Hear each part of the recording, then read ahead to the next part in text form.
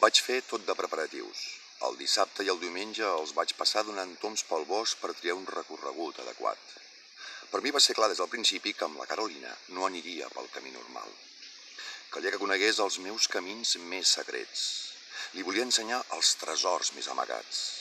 El camí d'Ovensea havia d'empal·lidir al costat de les meravelles que veurien el meu, en el nostre camí comú cap a Unternsee. Després de moltes marrades vaig decidir-me per un trajecte que girava cap a la dreta molt poc després de passat el límit del bosc. A través d'una gorja conduïa a un avet magnífic. Després avançava per un terreny ple de molsa fins a un bosc espès i finalment baixava en pendent fins al llac. En aquell recorregut hi havia com a mínim 6 meravelles que volia ensenyar a la Carolina i posar-les en relleu amb els meus comentaris d'expert. Es tractava de A. Una caseta pel transformador de la companyia elèctrica, situada gairebé a la cuneta, que feia un bronzit permanent i a la porta tenia un cartell groc amb un llamp vermell pintat acompanyat de les paraules: atenció, alta tensió, perill de mort. B. Un grup de 7 jarderes carregades de fruites madures. C. Una menjadora per a cabirols, no hi havia fenc, però hi havia una pedra de sal molt grossa. D. Un arbre del qual la gent deia que un vell nazi s'havia penjat després de la guerra. E. Un formiguer que feia gairebé 1 metre d'alçada i 1,5 de diàmetre. I per acabar, el millor de tot. Un faig preciós on m'enfilaria amb la Carolina. Ens asseuríem en una branca ben resistent a 10 metres del terra i ens extasiaríem davant d'un panorama del llac incomparable. I jo me li acostaria i li bufaria la nuca. Vaig robar galetes del rebost, iogurt de la nevera, 2 pomes i una ampolla de suc de grosella del celler.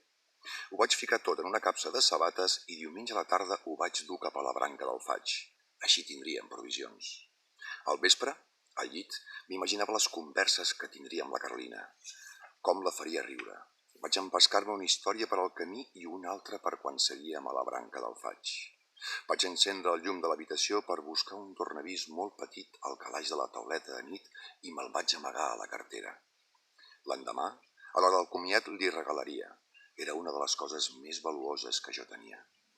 En tornar al llit vaig repassar les 2 històries i com haurien d'anar exactament les coses l'endemà.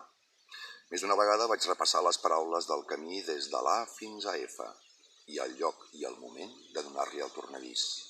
Vaig repassar el contingut de la capsa de sabates que ja ens esperava a la branca del faig. Mai una cita no havia estat tan ben preparada.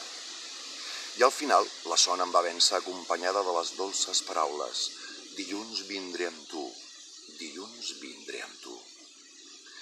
Dilluns va ser un dia esplèndid. El sol era suau, el cel era clar i blau com l'aigua.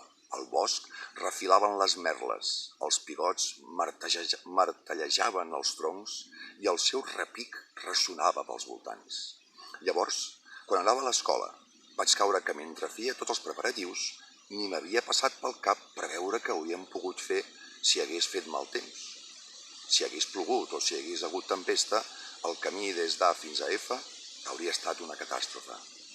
Amb una jardera xopes i agitades pel vent, un formiguer repulsiu, una molsa xopa que només serviria per xipotejar-hi, un faig relliscós al qual seria impossible d'enfilar-se i una capsa de provisions caiguda i estovada. Ben content, vaig deixar enrere aquelles fantasies catastròfiques, que se'm tornaven dolces, perquè eren preocupacions supèrflues i em regalaven de cop una triomfal sensació de sort. No era que jo m'hagués preocupat gens ni mica pel temps. El temps s'havia preocupat personalment per mi. No era només que hagués d'acompanyar Carolina Kuckelmann. A més, em regalaven el millor dia de l'any. Havia nascut amb bona estrella. Sobre mi descansava l'ull benèvol del bon Déu en persona. Ara no havia de cometre cap error.